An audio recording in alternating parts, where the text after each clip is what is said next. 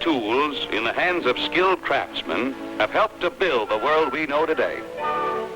A world of towering steel, of giant airplanes, fast-moving transportation, a world of mechanical wonders, products of fine craftsmanship whose origin lies in the proper use of simple hand tools. But to more fully appreciate these tools and their part in our world today, let's turn back the pages of history. 60 or 70,000 years ago, long before the beginning of civilization, our primitive ancestors lived in caves, and we today might also be living in caves, except for a certain event that took place within the gloomy depths of this long-forgotten cavern.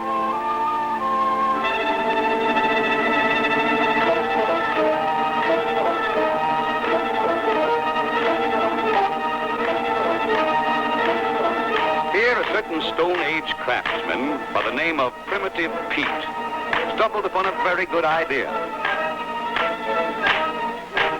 He suddenly realized that by fastening a stick to a rock, like this, he could extend the length of his arm, like this, and thereby greatly increase the force of his blow, like this. Thus was born the world's first practical hand tool. Oh, did we say practical? Well, anyway, it was a good idea. In fact, it eventually led to the development of all the numerous sledges and hammers we have today. But more than that, out of Pete's Stone Age hammer came other tools, tools for every purpose. This ball-peen hammer, for example, is just a practical version of Primitive Pete's first crude invention.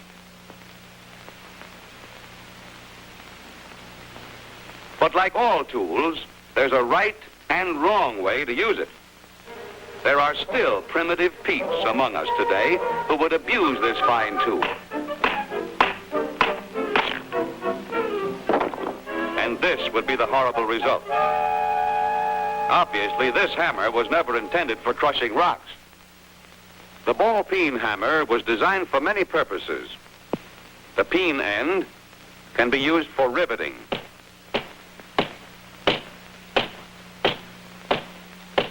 It's also used for shaping soft metal.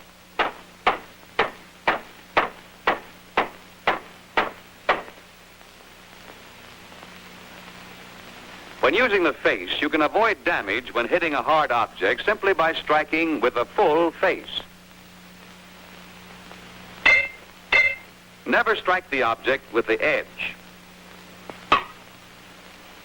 Of course, there are many other types of hammers, all based on the original Stone Age model.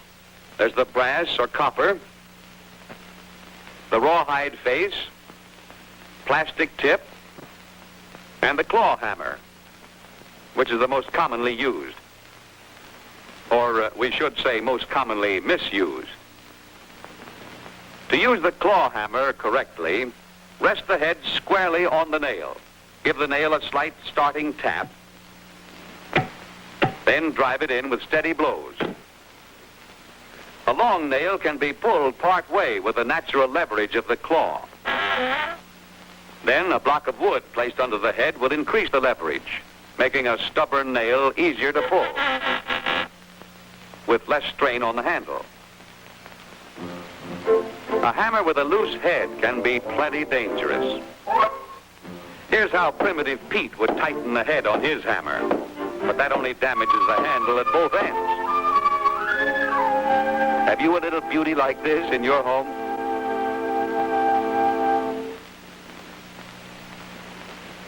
A steel wedge is the right answer.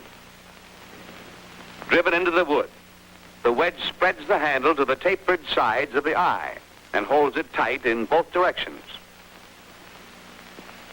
Gripping the handle too close to the head reduces the force of the blow and sometimes makes it difficult to drive a nail in straight.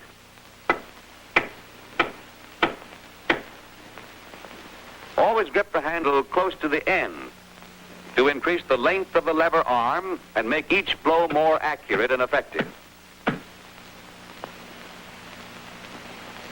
Never use a handle for a crowbar. That's going all the way back to Primitive Pete. Another familiar tool that takes an awful lot of abuse is the ordinary screwdriver. Our modern-day Primitive Pete often uses a screwdriver to pry open a stubborn window. Well, maybe he'll succeed in ruining the tool. This never would have happened if Pete had known more about the screwdriver. It's made up of three principal parts: handle, shank, and blade. Some screwdrivers have a full-length shank extending through the handle. But many household screwdrivers have a shorter shank pinned to the handle in this fashion. This type will not stand a Primitive Pete treatment.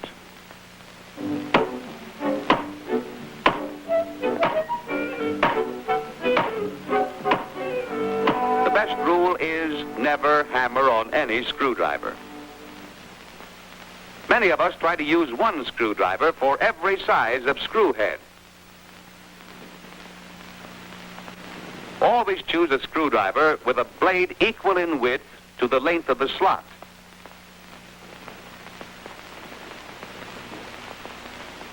Another thing, never attempt to turn a tight screw if there is too much play between the blade and the slot.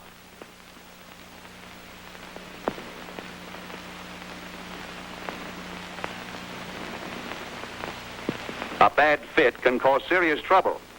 It can ruin the screw slot or the blade. This looks like the work of Primitive Pete. Well, so it is. Fortunately, if the blade is not too badly chipped, it can be reground into serviceable shape. First, grind the tip straight and square with the shank. Then grind each face a little at a time, but never allow the blade to become hot. Excessive heat will draw the temper and the blade will become soft. Here are the front and side views of a properly ground screwdriver. Here's a little trick. If the faces of the blade are tapered in slightly, a short distance back of the tip, the screwdriver will stay down in the screw slot, even when a severe twisting force is exerted. Here is a special type screwdriver designed for heavy duty. The extra large square shank will stand a wrench if added leverage is needed. Don't be a Primitive Pete and resort to the use of pliers.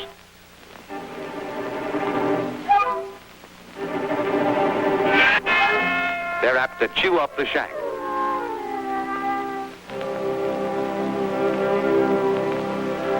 Pliers are made for other purposes.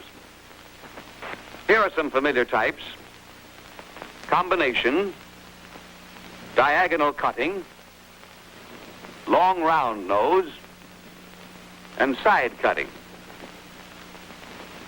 These side cutting pliers are used chiefly for electrical work.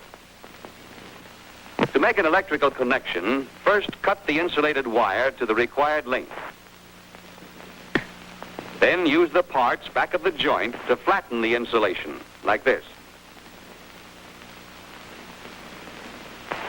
Then grip the insulation with the cutting edges without biting into the solid wire and strip off the insulation.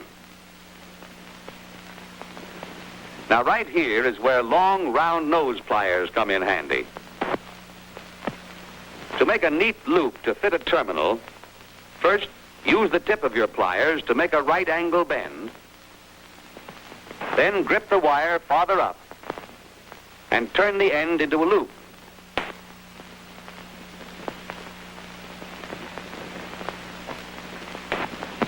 These diagonal pliers have their cutting jaws at an angle. They're very useful for removing and installing cotter pins. A drop of oil every now and then is good insurance against rust. Like all tools, pliers should be kept in good working order. These combination pliers, equipped with a slip joint, are very commonly used. They usually have a small shear between the teeth and the joint for cutting wire or nails. Think of these pliers as a set of extra, stronger fingers, valuable for all sorts of jobs.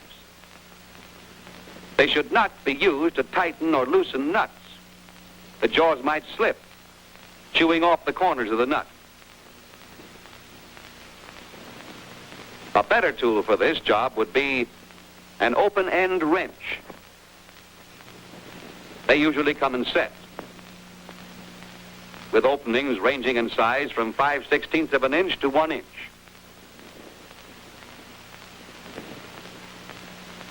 Wrench measurements refer to the distance between the jaws. Use a wrench that always fits the nut exactly. Pushing on a wrench when the nut is tight is bad practice. Better not, Pete. We're warning you. Oh! Well, some people have to learn the hard way. On open-end wrenches, the head is set at an angle to the handle, usually 15 degrees. This permits efficient use in close quarters. For example, this nut has very little swing space around it. To start the nut, the wrench will fit one set of flats in this position. And we can give the nut a partial turn before the handle jams against the block. But if we try to repeat the action, we find the nut is in a new position and the wrench won't fit. So we flop the wrench over and get a new fit on the nut. Again, we pull the handle as far as it'll go. We keep repeating the procedure until the job is finished.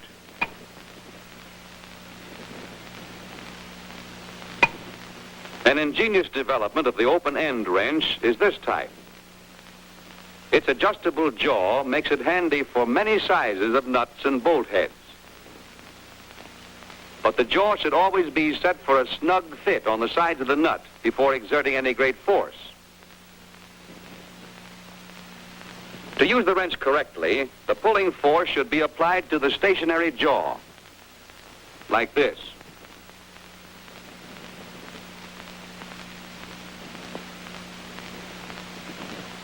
Great force applied to this weaker adjustable jaw might ruin the tool.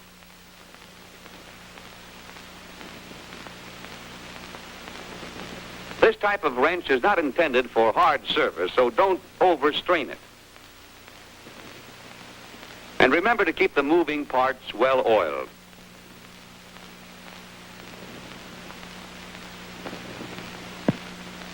There are many uses for a medium-sized monkey wrench. This tool also is often abused. The jaws should always be adjusted to a tight fit. And remember to exert the pull on the right side, opposite the opening.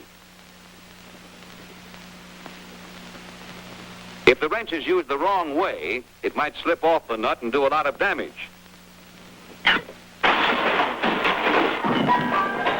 See what we mean?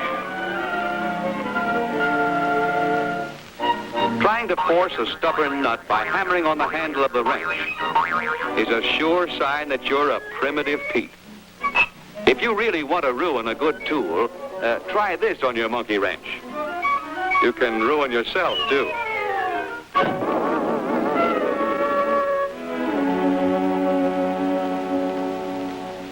What Pete needed was a bigger wrench. And we should remember that there is a proper tool for every job if we'll only take the trouble to use it.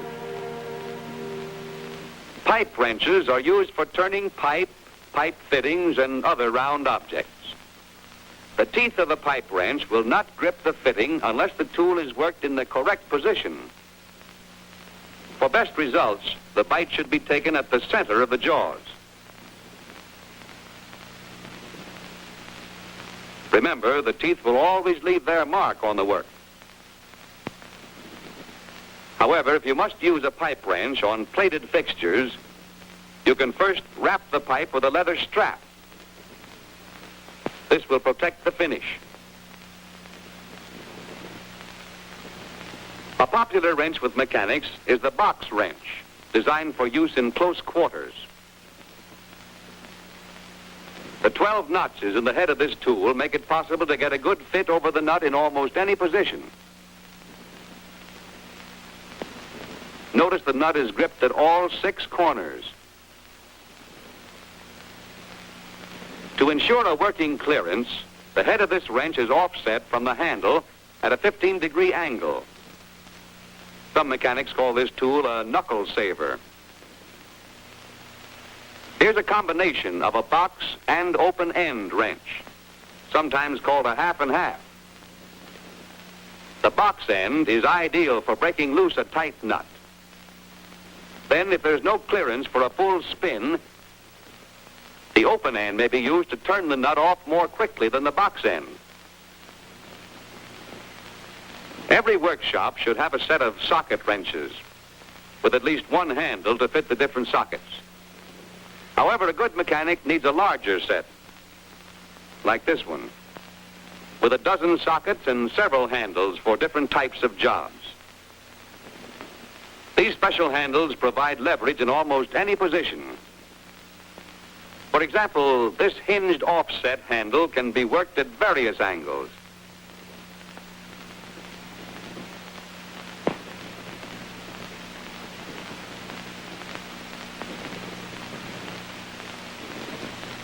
This T-handle with a universal joint allows use in very confined areas where it would be difficult to work with ordinary handles.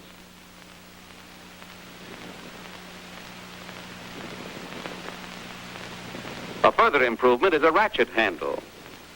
With this tool, the ratchet lever can be set so that the wrench pulls in either one direction or the other and ratchets in the opposite direction.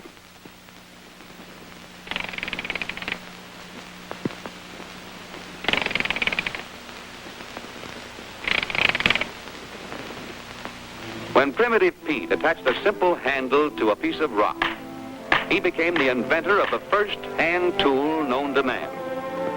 And from this beginning, through centuries of trial and error, came the vast array of fine tools we have today. Most of us take our modern tools for granted, not realizing what a vital part they play in our daily lives.